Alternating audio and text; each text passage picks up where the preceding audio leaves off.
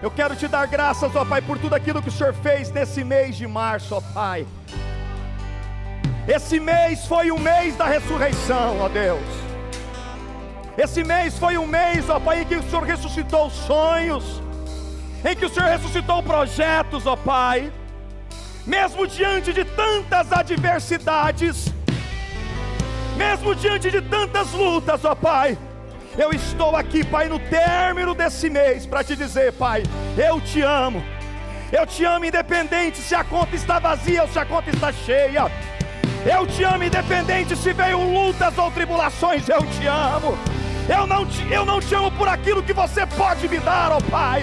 Eu te amo por aquilo que o Senhor fez na cruz do Calvário por mim. Recebe a nossa adoração aqui nessa noite. Recebe o nosso louvor. É o que eu te peço, em nome de Jesus. E a igreja diz o quê? Oh, aleluia. Aleluia. Você está comigo aqui, irmão? Quero compartilhar com vocês uma palavra muito poderosa. Diante de tantas situações que nós estamos enfrentando, as pessoas, elas estão preocupadas, as pessoas, elas estão fadigadas, e hoje eu quero compartilhar com você o caminho para a promoção divina. Saia da crise para o próximo nível. O Senhor, Ele vai te conduzir para um próximo nível. O Senhor, Ele vai te conduzir para uma próxima estação. Quem sabe você chegou aqui nessa noite, só o caquinho. Eu quero falar que esse caquinho que chegou aqui nessa noite. Quem sabe você chegou aqui nessa noite como aquela laranja espremida. Nem caldo está saindo. Eu quero falar com você aqui nessa noite. Você sabe, estamos vivendo em dias em que as pessoas, elas estão cansadas. As pessoas estão de fato fadigadas, elas estão confusas espiritualmente. As pessoas, elas estão de forma pressionadas. As pessoas estão sem saber o que fazer. No dia de ontem, nós tivemos uma infelicidade de um menino. Ele amarrou um edredom e tentou tirar a vida. A mãe estava vindo para a igreja, o coração dela apertou, e quando ela volta em casa, ela pega o menino pendurado, e Deus deu livramento para o menino, e o menino está salvo para a honra e para a glória do nome de Jesus. Mas nós estamos vivendo diante de uma geração que vive aterrorizada com tudo aquilo que está acontecendo. É uma geração que tem muita informação. Nunca se teve tanta informação quanto a nossa geração. Mas você sabe, é uma geração sem nenhum tipo de direção. O carro está desgovernado, as pessoas estão desgovernadas, as pessoas estão sem saber o que fazer. Uma geração que está conectada com o mundo, mas desconectada de Deus. A tecnologia, ela tem avançado, ela tem progredido, e as pessoas pensam, quando a tecnologia chegar, tudo vai melhorar. Não. Mas nós estamos vivendo diante de uma crise terrível, tanto no Brasil como fora do Brasil. E a palavra de Deus, ela nos diz bem assim, em Romanos, capítulo de número 1, e versículo de número 22, dizendo-se sábios, tornam-se loucos. As pessoas que estão no governo, as pessoas que é para dar a direção, elas dizem que são sábias, mas elas estão loucas. Dá uma olhada na nossa nação. A nossa nação está virada de perna para o ar. Aqueles que eram para governar, aqueles que eram para legislar, se tornaram loucos, atormentados pelo poder e pela glória. E o mundo está tentando responder perguntas eternas. E aqui eu dei uma aula na quarta-feira para o CTL, e eu expliquei para eles qual é o propósito eterno que Deus tem sobre as nossas vidas. E o mundo está tentando responder aquilo que é eterno com aquilo que é natural. Não vai conseguir.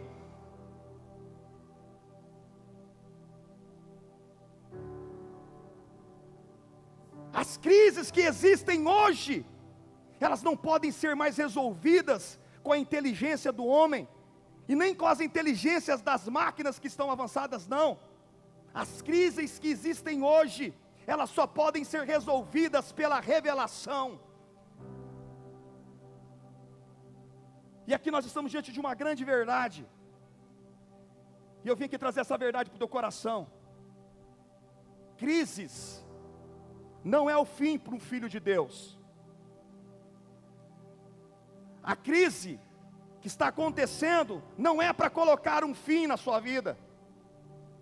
Esse problema que você está enfrentando não é uma interrupção sobre a tua vida, não.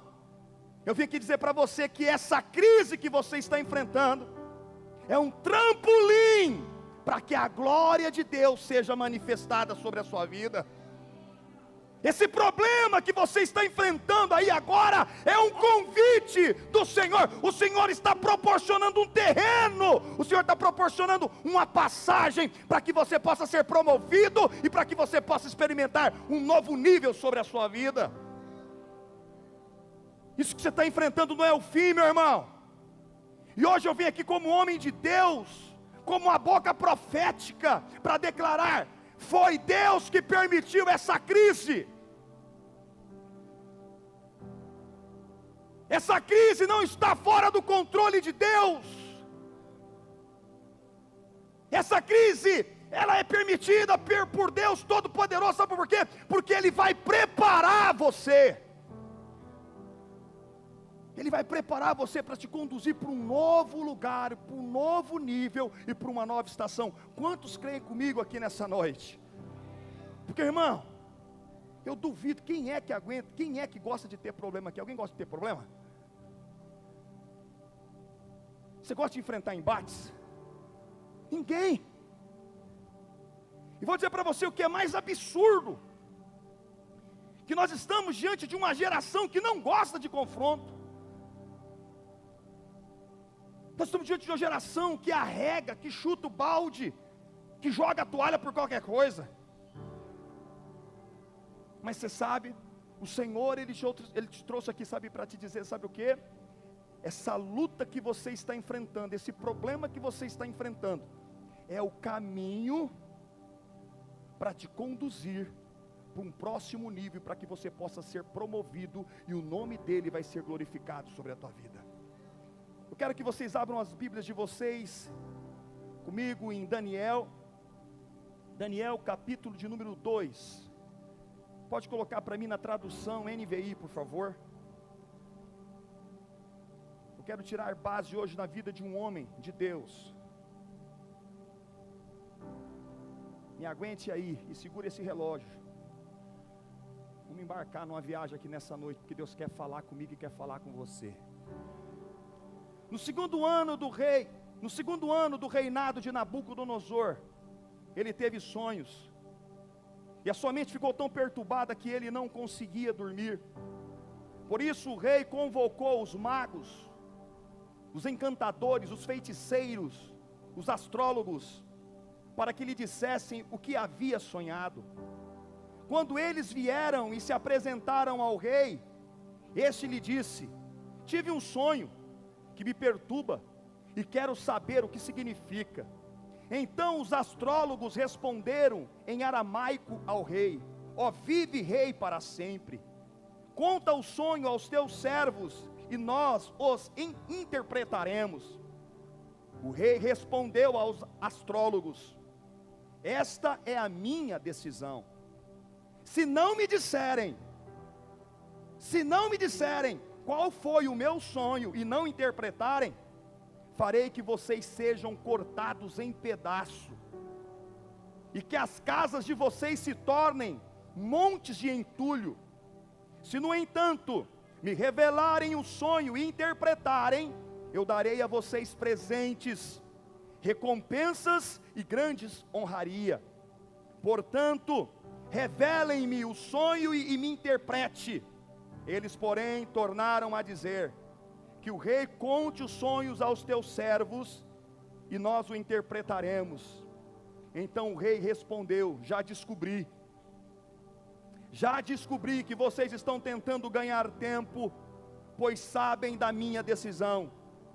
Se não me contarem o sonho, todos receberão a mesma sentença. Vocês combinaram enganar-me com mentira, esperando que a situação mude. Contem-me o sonho, e saberei que vocês são capazes de interpretá-lo para mim. Os astrólogos responderam ao rei: não há homem na terra que possa fazer o que o rei pede. Nenhum rei, por maior e mais poderoso que tenha sido, chegou a pedir tal coisa a algum mago, encantador ou astrólogo. O que o rei pede é muito difícil, é difícil demais. Ninguém pode revelar isso ao rei, senão os deuses, cuja morada não se encontra entre os mortais. Isso deixou o rei tão irritado e furioso, que ele ordenou a execução de todos os sábios da Babilônia. Assim foi emitido um decreto para que fossem mortos todos os sábios. Então saíram à procura de Daniel e todos os seus amigos para que também fossem mortos. Arioque, o comandante da guarda do rei, saiu para matar os sábios da Babilônia. Quando Daniel se dirigiu a ele com sabedoria e bom senso, ele perguntou a Arioque, o oficial do rei: por que o rei emitiu um decreto tão severo? Arioque explicou o motivo a Daniel.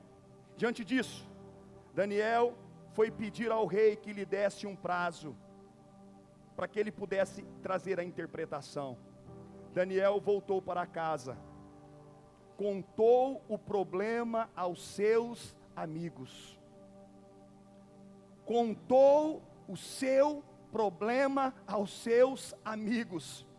Ananias, Misael e Azarias, e lhe pediu que rogassem, que orassem ao Deus dos céus, que tivesse misericórdia acerca desse mistério, para que ele e os seus amigos não fossem executados com os outros sábios da Babilônia. Então o mistério foi revelado a Daniel, e uma visão de noite, Daniel louvou ao Deus dos céus. Nós estamos aqui diante de um texto muito emblemático aqui, meus queridos irmãos. E hoje eu quero contar a história de Daniel e da estátua de Nabucodonosor, de uma forma bem simples, mas eu quero trazer algumas explicações, algumas aplicações para as nossas vidas. Essa história aqui, ela traz algumas revelações que nós podemos viver ela nos nossos dias de hoje. E eu não quero aqui me deter nas interpretações proféticas, mas eu quero mostrar para vocês, dentro desse texto, o caminho para a sua promoção. Quantos querem aqui um caminho para a promoção? Quantos querem um caminho aqui para a promoção? Hoje eu quero mostrar para vocês aqui um caminho para a promoção. E esse caminho para a promoção aqui, ele tem 4 pontos. Eu vou citar eles aqui, e depois nós vamos esmiuçar ele. Primeiro ponto, a situação ficou difícil. Diga comigo, a situação está feia, pastor. Eu vou falar uma palavra de alto calão para vocês aqui: o bicho pegou. Olha para essa pessoa que está assim: o bicho pegou. Fala para ela: o bicho pegou. A situação ficou feia. Oh, quem poderá nos defender? Você lembra do Chapolin, né? O Chapolin é da minha época. Oh, e agora? Assim se encontravam os sábios da Babilônia. Eles estavam em pânico. E nós vamos falar a respeito desses problemas, e são os mesmos problemas que nós vivemos hoje. Mas eu quero dizer para você, esses problemas que estão acontecendo é uma oportunidade para que Deus possa te promover. Segundo ponto, é a oração de Daniel com seus 3 amigos. Diga: a oração de Daniel com seus 3 amigos. essa foi possivelmente a primeira oração. Vou dizer para você, depois você procure, eu vou deixar você procurar. Essa foi a primeira oração em conjunto na velha aliança. Foi a primeira ação, onde reuniu, que é citada na Bíblia Sagrada. É a primeira menção que fala que homens se reuniram para orar.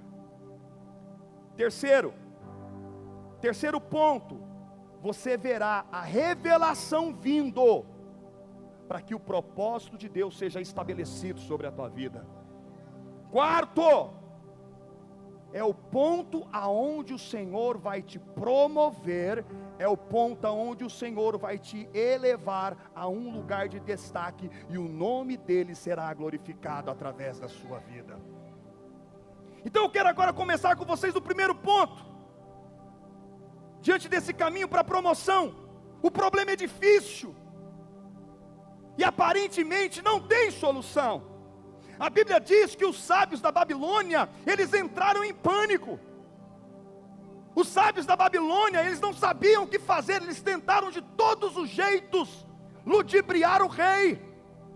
E o rei começou a dizer: vamos parar com essa conversa aqui, eu estou entendendo que vocês estão tentando me engambelar, para com isso. Porque o verdadeiro homem sábio, meu irmão, o líder que é líder, ele sabe quando alguém está querendo engambelar ele. Você que é empresário, você sabe quando o teu funcionário está querendo. O pastor sabe quando o seu líder está querendo sair pela tangente. Essa é a primeira visão que você tem que ter. Ali Nabucodonosor, ele já vem e fala: vamos parar. Aqueles homens, eles eram inteligentes. Aqueles homens, eles eram homens preparados. Aqueles homens eram homens doutos, até em magias negras. Porém, eles não tinham resposta. E eu quero dizer para vocês aqui nessa noite, nós estamos diante do mesmo cenário na nossa nação. E quem sabe esse seja o cenário da tua vida. Pessoas com diploma, pessoas com faculdade, com mestrado, doutorado, porém sem direção. Pessoas com conhecimento, porém sem paz. Eu quero deixar bem claro para você que inteligência sem Deus gera confusão. Como eu disse para vocês, Romanos 1:22, dizendo-se sábios, tornaram-se loucos. Eles estão pensando que eles vão dar conta do Brasil. Eles estão pensando que eles vão colocar o Brasil em ordem. Mas cada vez que eles tentam, são homens dizendo que são sábios, porém são tolos. E a Bíblia diz que a sabedoria e o conhecimento nos ajuda a manter a estabilidade em um mundo cada vez mais desorientado. Esse mundo está desorientado, é como um caminhão sem freio.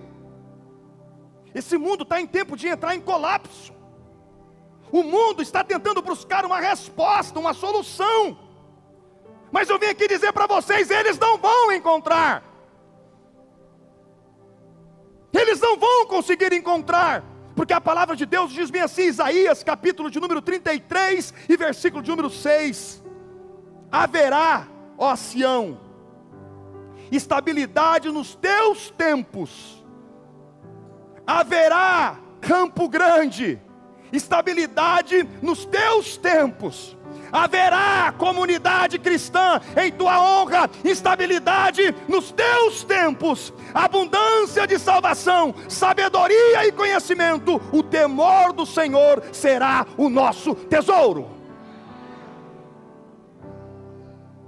O mundo lá fora, eles não conseguem ter essa estabilidade.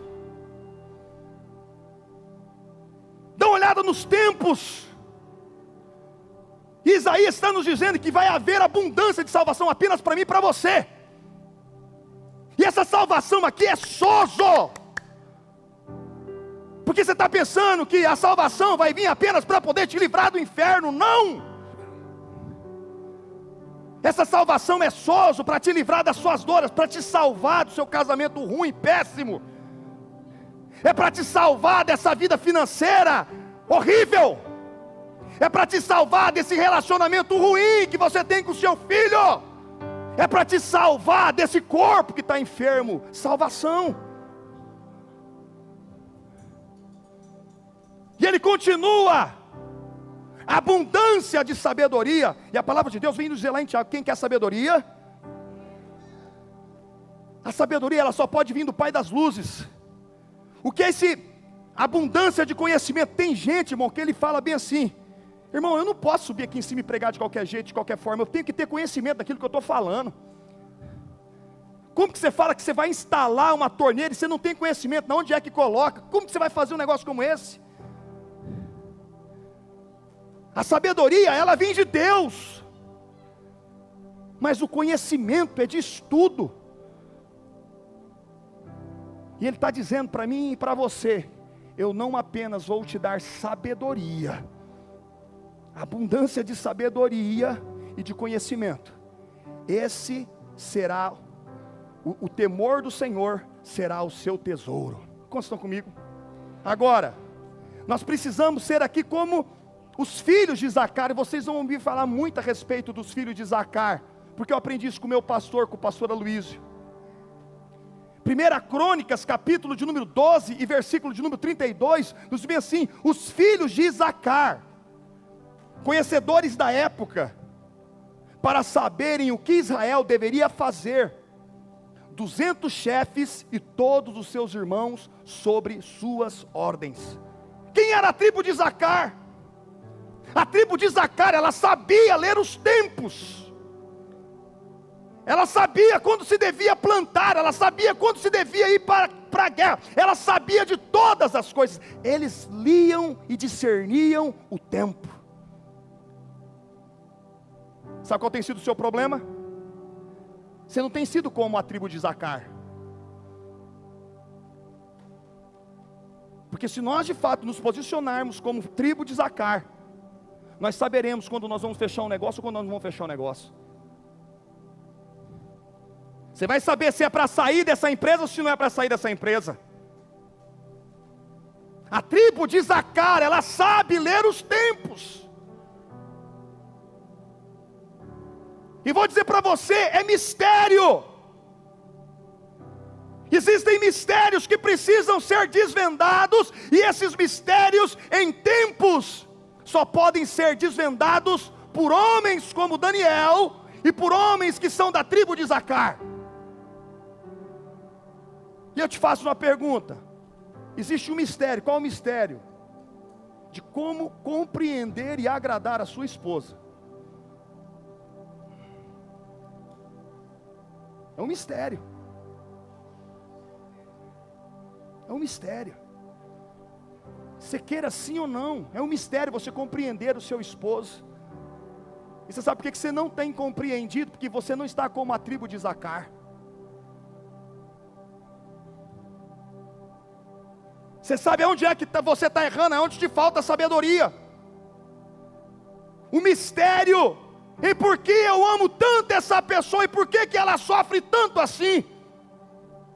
Por que ela sofre? Por que o meu filho sofre tanto? Por que minha esposa sofre tanto? Ei, isso é um mistério para ser desvendado. Por que eu faço tudo certo dentro da minha empresa e nada acontece? Até agora estou no 3º mês, está findando o 3º mês e nada acontece, nada floresce. Ei, nós precisamos de discernir os mistérios. Por que eu sou pastor de um ministério e muitas vezes as coisas não andam?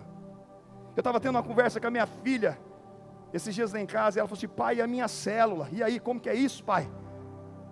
Eu falei assim: os mesmos mistérios que existem para uma célula se multiplicar, são os mesmos mistérios para que um ministério possa frutificar.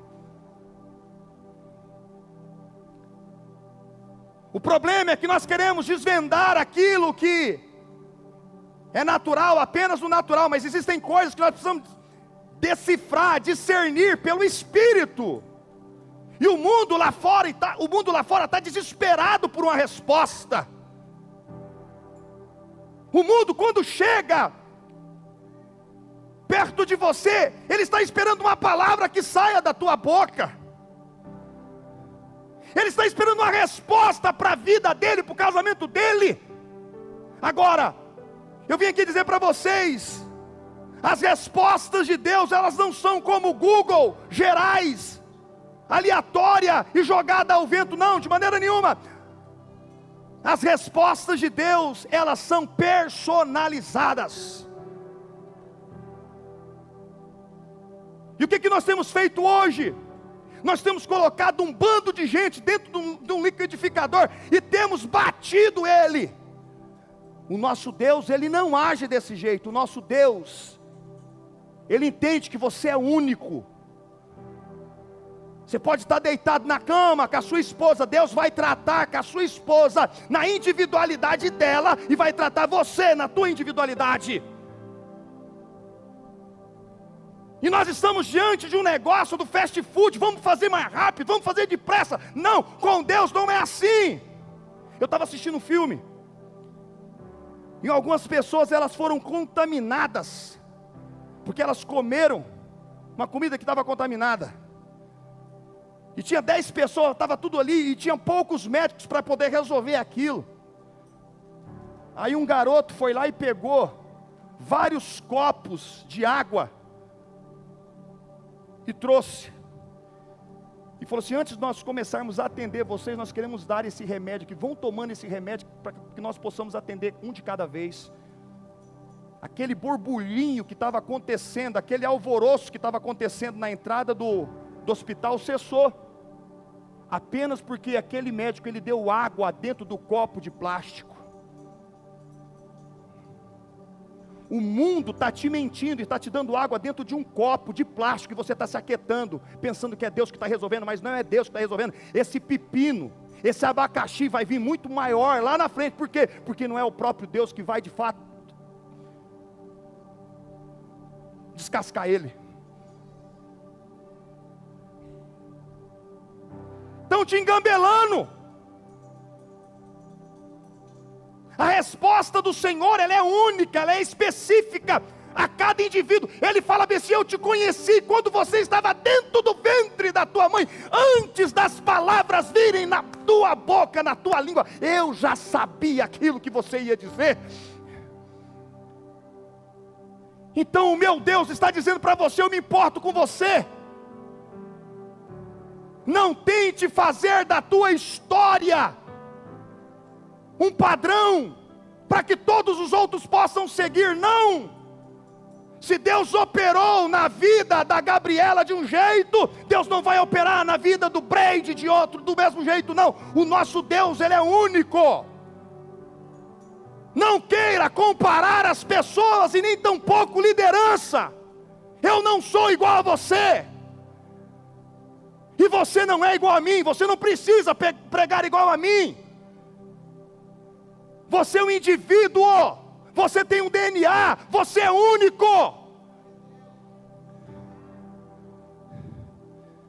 O problema é que nós queremos colocar todo mundo num balaio. Não é assim. O mundo está confuso. O mundo precisa de resposta. O mundo está em densas trevas, está tudo escuro, e eles estão à procura de uma vida abundante.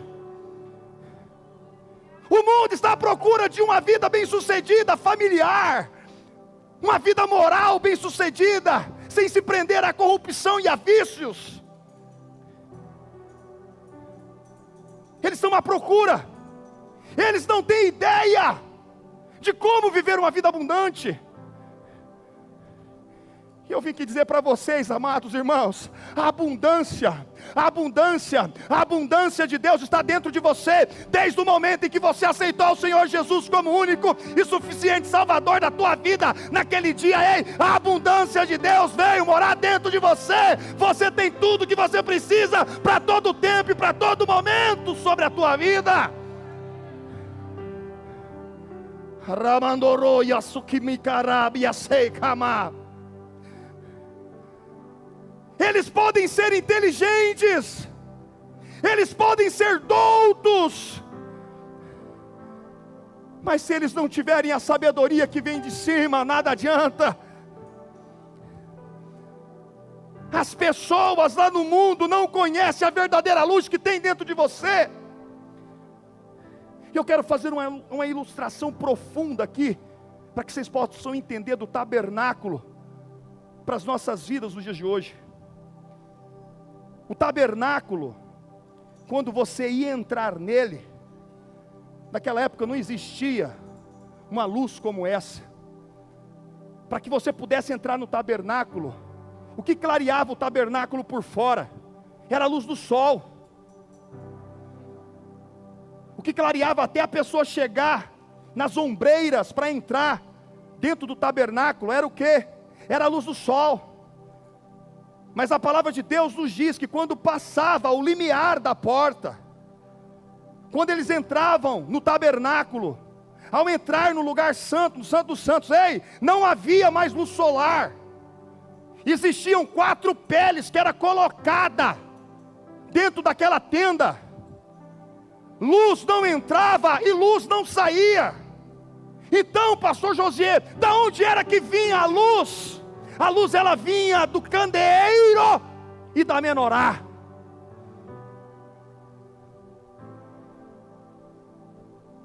O que você está querendo me dizer, pastor?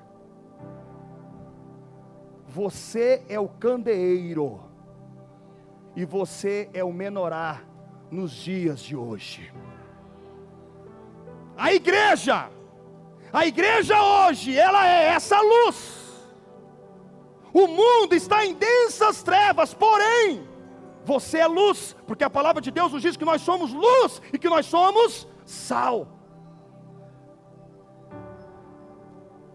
Eu vou dizer para você, o mundo pode estar o mais denso em trevas, mas quando chega o candeeiro de Jeová de Nazaré, tudo se torna claro.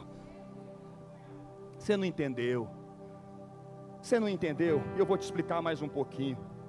Lá fora é luz natural. Como que é essa luz natural, pastor Josié? É razão humana. Eles conseguem ver, razão humana. Eles tentam discutir, eles tentam esquadrinhar, eles tentam destrinchar. Mas aqui dentro não. No candeeiro é luz divina. E como é que essa luz divina é? É por revelação. Jesus estava conversando com algumas pessoas, e Jesus pega e pergunta para eles: quem vocês dizem que eu sou? Aí uns começaram a dizer: você é Elias, você é Moisés, você é um profeta. E aí Jesus olha para Pedro: Pedro, quem você diz que eu sou, Pedro? Pedro olha dentro dos olhos de Jesus e fala assim: tu és o Cristo, o Filho do Deus vivo. Jesus olha para Pedro e diz assim: ei Pedro, não foi nem carne nem sangue que te revelou isso, Pedro, foi o meu Pai que está no céu. Eu vim aqui dizer para você, revelação não vem de banco acadêmico, revelação não vem de você estudar muito não, a revelação vem do Pai das luzes, é Ele que pode te dar a revelação de todas as coisas. O mundo lá fora não pode ter essa revelação, meu irmão. E o Senhor te trouxe aqui nessa noite apenas para dizer para você aqui: ei, a luz que está sobre você é o suficiente para resolver aquilo que é irresolvível perante o mundo, é resolvível sobre a tua vida. Segundo ponto, e segura esse relógio, Jesus de Nazaré. Segundo ponto, a oração de Daniel e os seus 3 amigos. Eu quero dizer para você, essa aqui é a primeira vez que vemos Daniel e seus amigos orando juntos. Não se relata isso, até nesse exato momento. Até esse exato momento, as orações bíblicas, elas eram feitas apenas individuais. Quando você vai procurar ali na Bíblia Sagrada antes, de que jeito que eles oravam? Abraão estava orando sozinho. Noé estava orando sozinho. Esses homens de Deus, eles se reuniam sozinhos. Você não vai ver em nenhum lugar que eles se reuniram para orar de maneira nenhuma. Essa foi a primeira vez que foi mencionado que a oração ela foi o quê? Em unidade, em mais de uma pessoa. Você sabe, Daniel, ele teve um grande problema. Ele viu a morte na sua frente. E quando ele viu a morte na sua frente, sabe o que ele foi fazer? Alguém pode me dizer? Ele foi convidar o parça, a parça, o amigo do peito, para orar com ele. Eu te faço uma pergunta, tirando os óculos para tentar olhar dentro dos seus olhos. Quem que é seu parça? Quem que é seu amigo que você pode contar com ele no momento da angústia?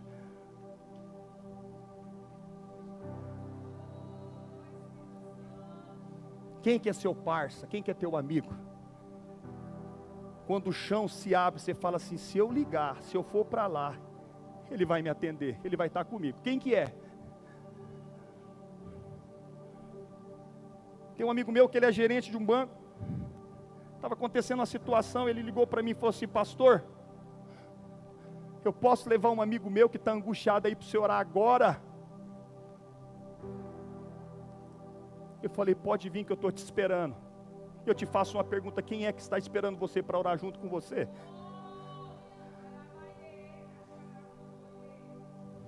O caminho para a promoção precisa de amigos de oração. O caminho da promoção para o próximo nível não é feito sem amigos de oração. Você tem andado muito sozinho, solitário. Você acha que você vai conseguir vencer tudo sozinho? Eu vim aqui dizer para você: não! Oh, Espírito Santo. Daniel falou bem assim para os seus amigos: vamos orar, vamos fazer uma reunião de oração. Quando você está passando por uma luta, por uma dificuldade, quem são as pessoas que você procura para orar? Quem são as pessoas que abrem a porta da casa dela apenas para orar com você?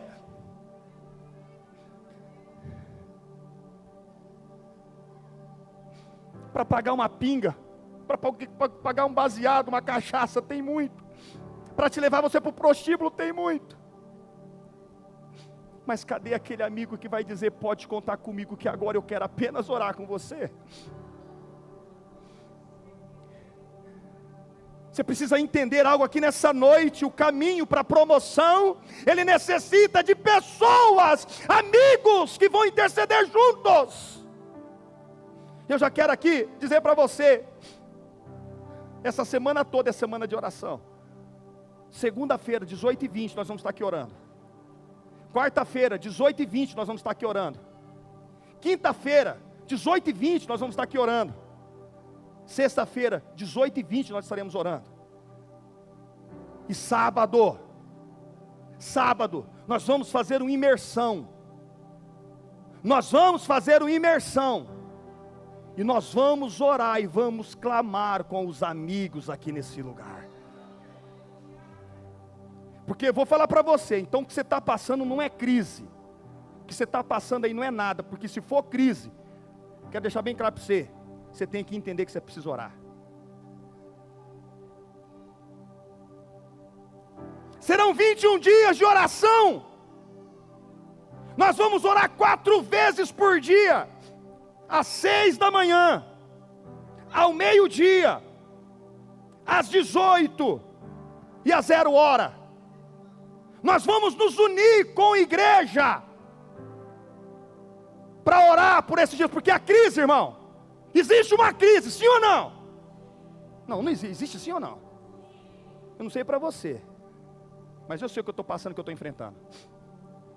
E o Senhor falou bem assim: você como pastor, você se posiciona primeiro. E você, sacerdote da sua casa, e você, empresário, e você, mãe, e você, filho.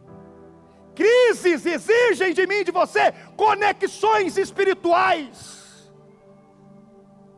Em momento de crise não é momento de você se isolar. Por que você tem se isolado nessa crise? Porque quando pessoas cheias do Espírito Santo se unem, meu irmão, a unção é ativada. Aonde estiver 2 ou 3 reunidos no meu nome, eu ali. A unção é ativada. Você viu como foi o começo desse culto? A unção foi ativada no nosso meio. Maria e Isabel, Maria, mãe de Jesus, quando saudou Isabel, o que aconteceu? Os meninos começaram a se mover dentro do ventre, pastor. Se mexeram dentro do ventre. Isabel foi cheia do Espírito Santo.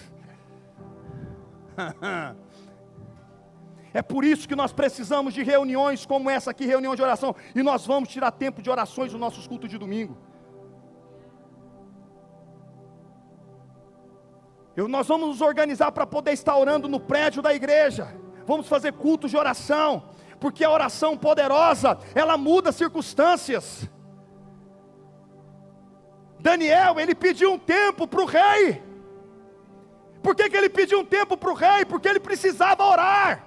Ele não queria dar uma resposta imediata. Ele não queria fazer as coisas de qualquer jeito, não. E eu vim aqui dizer para você: a oração transforma, a oração cura, a oração liberta e a oração restaura famílias ainda.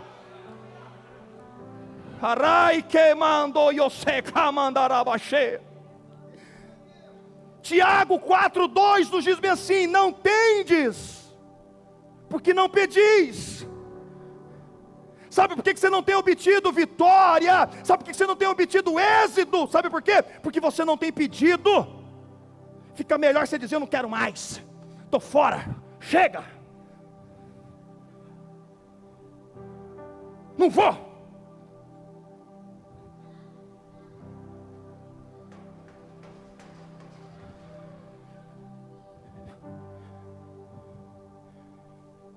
Aí sai com aquele gurizinho emburradinho, pega o travesseiro e vou para a casa da mamãe.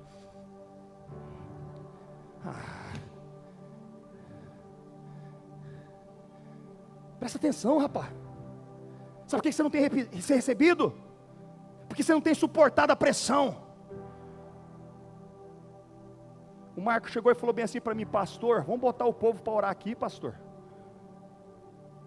Ele falou assim: posso te lembrar de um negócio, pastor? Eu falei: lembra? O senhor se lembra quando nós estávamos fazendo o encontro dos 300, pastor? Eu falei: o que aconteceu, Marco? Você se lembra que nós estávamos orando lá no meio da rua, no meio da chuva? Você tem noção, pastor, quantas vezes nós rodeamos em volta daquele prédio, nós levantávamos aquelas nossas mãos e rodávamos lá? Nós levamos quase 500 pessoas para dentro de uma chácara, para fazer o nosso encontro. Não tinha som, não tinha nada. No sábado não tinha nada. Só que nós já tínhamos um depósito de oração. Os santos já estavam se congregando. Os santos já estavam levantando. Nós levantávamos as nossas mãos, a sinaleira fechava. Nós saíamos para frente e começávamos a profetizar. Ei, quando você começa a profetizar, quando você começa a declarar, você traz à existência aquilo que não existe sobre a face da terra. Irmão, teve gente que se assustou. Nós paramos a 14 de julho. Nunca 14 de julho foi parada daquele jeito. Colocamos um baita de um palco. Luz, LED, tudo. O senhor lembra, pastor Uzi, aquele rolo que foi? Colocamos as cadeiras. Sabe por quê? Porque a oração, ela move os céus. Você sabe qual foi o único homem que pediu para andar sobre as águas? Foi Pedro. E sabe por que Pedro andou? Diga para mim, por quê? Por que Pedro andou, pastor? Eu só vou responder se você me disser mais não. Por que Pedro andou, pastor? Porque ele pediu. Ele pediu. Os outros fossem assombração. Aí Pedro fala: se és tu, permita eu ir contigo. E o que ele falou assim: Pedrão, vem. Vem, Pedrão. E quando Jesus fala, vem para Pedro, as moléculas começam a ouvir a voz do mestre. As moléculas, elas começam a se mover. Ali foi a primeira ponte que existiu em cima de um mar. E quando Pedro ele coloca os pés, ele não se afunda, porque as moléculas tinham obedecido à voz do mestre. Sabe? Você está com muito problema no seu casamento, eu sei. Tem gente aqui, irmão, que está com muito problema no casamento. Não é pouco, não. Seu problema é muito grande. Só que eu vou falar para você, sabe por que seu casamento não muda? Sabe por que sua esposa não muda, seu esposo não muda? Porque você não pede. Sabe por que você está saindo ainda com um amante? Sabe por que você ainda está se satisfazendo com pornografia? É porque você não tem pedido.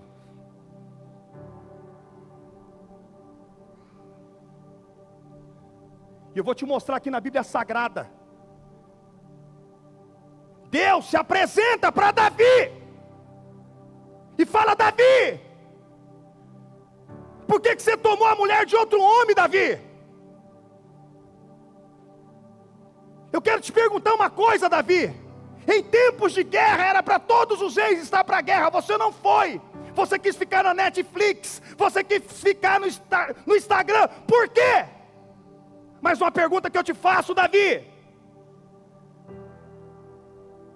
se o que eu te dei não é o suficiente, se aquilo que eu te dei não te satisfez, por que você não me pediu mais, Davi? Olha esse texto. Coloca para mim 2 Samuel 12:8. 2 Samuel 12:8 para mim, por favor. Dei a você a casa e as mulheres do seu senhor. Dei a você o povo de Israel e o povo de Judá. Se tudo isso, se todas essas mulheres que eu te dei, ele falou bem assim, porque naquela época, o rei, ele poderia chegar em toda a província que ele era rei, ele poderia escolher uma virgem, qualquer moça que era virgem, ele poderia trazer para si, para o seu harém. Sabe o que Deus estava falando para ele? Davi, se todas aquelas mulheres que eu te dei não foi o suficiente, por que você não pediu para mim, Davi? Se tudo aquilo que não foi suficiente, eu lhe teria dado muito mais. Se você queria mulher, Davi, eu te daria. Por que você foi pegar a mulher de outro homem?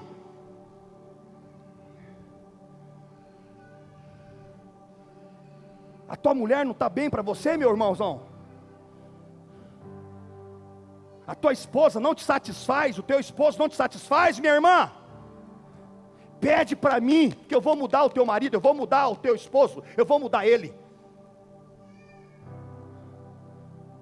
O problema é que nós não queremos detalhar para Deus aquilo que nós queremos que Deus faça na nossa vida. Pede para mim.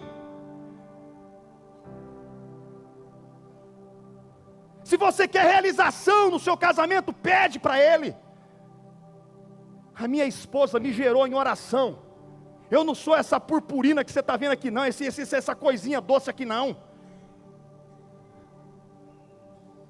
E se o meu sogro soubesse, eu nunca levantei a mão para ela. Mas se o meu sogro soubesse como eu tratava ela dentro de casa, o meu sogro tinha me pegado. Mas ela nunca foi levar desavença para a casa dela, e nem para o pai, nem para a mãe. Ela me gerou em oração de joelho dobrado. Eu chegava lá, o nariz da Dani estava vermelho. Muda o meu marido, pai. E por muitas vezes ela dizia assim: eu vou sentar no primeiro banco. E eu vou olhar dentro dos seus olhos. Porque aquilo que você sobe, canta e prega lá em cima, você não vive dentro de casa. Você acha que eu sou isso daqui, irmão? Eu fui sempre isso daqui? Vai lá, Santão. Eu vou sentar no primeiro banco. E ela sentava no primeiro banco, ficava me olhando. E aí eu vim e cantava, irmão. Aí os fogos desciam na Assembleia de Deus. Você lembra lá, né, Anderson?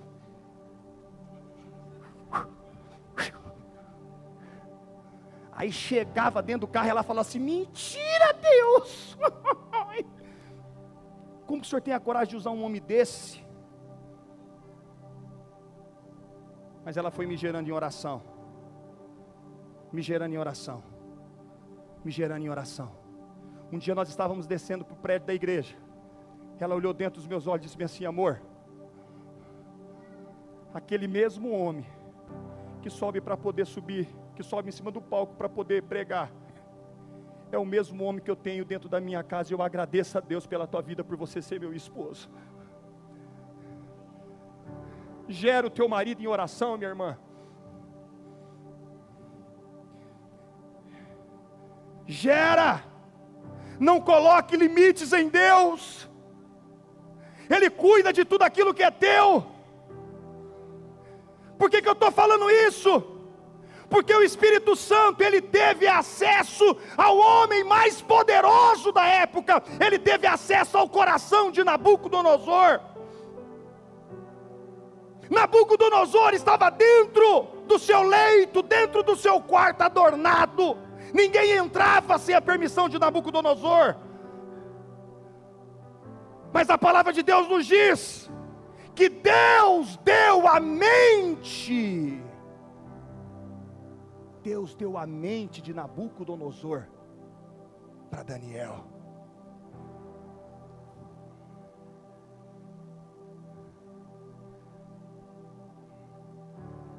Você acha que Deus não pode dar os pensamentos da tua esposa para você? Daquilo que ela gosta, daquilo que ela não gosta? Será que você acha que Deus não pode dar os pensamentos meu, vice-versa, da Dani para comigo, da Dani deu para com a Dani? Você acha que Deus não pode fazer isso? O problema é que você tem limitado a Deus. Deus pode fazer. Deus, ele tem acesso aos conselhos mais íntimos de um homem poderoso como Nabucodonosor. Daniel, capítulo de número 2 e versículo de número 28 e 29 diz bem assim: agora lhe direi qual foi o sonho e a visão que o rei teve enquanto estava deitado em sua cama. Deus deu o sonho a Daniel, os seus pensamentos, ó rei, quando você estava na cama, foi esse e esse. Olha para essa pessoa que está do teu lado e fala bem assim: quando você pede de forma correta, você recebe. E diga para ele: se você não tem recebido, é porque você tem pedido mal.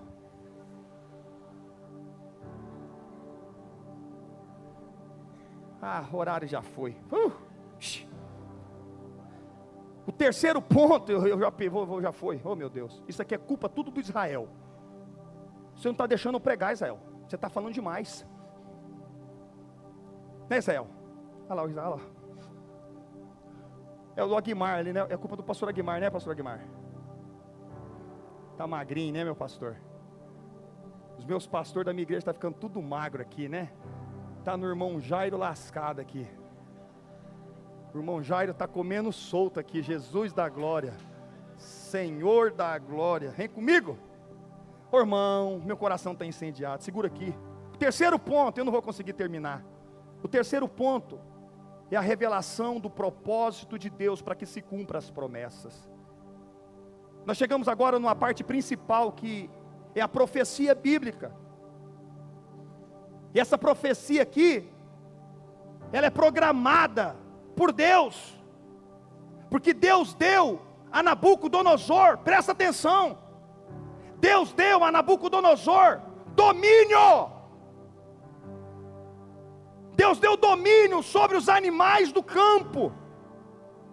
Deus deu domínio sobre os lugares aonde os homens habitam na terra. E Deus deu domínio a Nabucodonosor no céu e no ar. Você tem noção do que Deus fez com Nabucodonosor? Deus deu poder para Nabucodonosor. Deus deu poder para Nabucodonosor no ar. Deus deu poder para Nabucodonosor na terra. Mas Deus não deu poder para Nabucodonosor, pastor Osaías, como nós estávamos conversando aquele dia, nas águas. Porque se Deus tivesse dado para ele em todas as esferas, ele sentiria que ele seria o cara. Sabe por que ele não deu? Deus deu apenas na terra, no céu e nos ar, porque um carpinteiro, vindo de uma mulher virgem, Rei dos reis, Senhor dos senhores, seria o único. Só existiu um rei. Quem é esse rei? Jesus de Nazaré. Esse rei, ele teve poder sobre a terra. Esse rei teve o poder sobre o céu e os ar. Mas esse Deus, esse rei, teve poder sobre as águas. Ele chega e fala para Pedro: Pedro, eles estão cobrando imposto de quem, Pedro? É dos príncipes, é dos reis ou dos filhos? E quem era Jesus? Jesus não poderia ser cobrado imposto de Jesus, porque ele era filho. Mas para que não haja bagunça no nosso meio, Pedro, eu vou te pedir algo, Pedro. Vai lá nas águas. Eu já vou começar a dar uma ordem. Você vai lá nas águas. E quando você lançar um anzol, Pedro, a dracma vai estar dentro da boca do peixe. Você pesca, Pedro, porque eu sou o Deus, eu sou o Rei dos Reis, que tenho autoridade sobre os céus, eu tenho autoridade sobre a terra, mas eu também tenho autoridade sobre as águas. Pedrão abre a boca do peixe, que estava lá dentro da boca do peixe, para que você saiba que eu sou o Rei dos Reis, Senhor dos Senhores. Uma grande tempestade veio, e o barquinho estava indo a pique, e os discípulos começaram a ficar com medo. Jesus, ele levanta as mãos e diz: emudece-te, acalma-te, porque eu continuo sendo o Rei dos Reis e Senhor dos Senhores.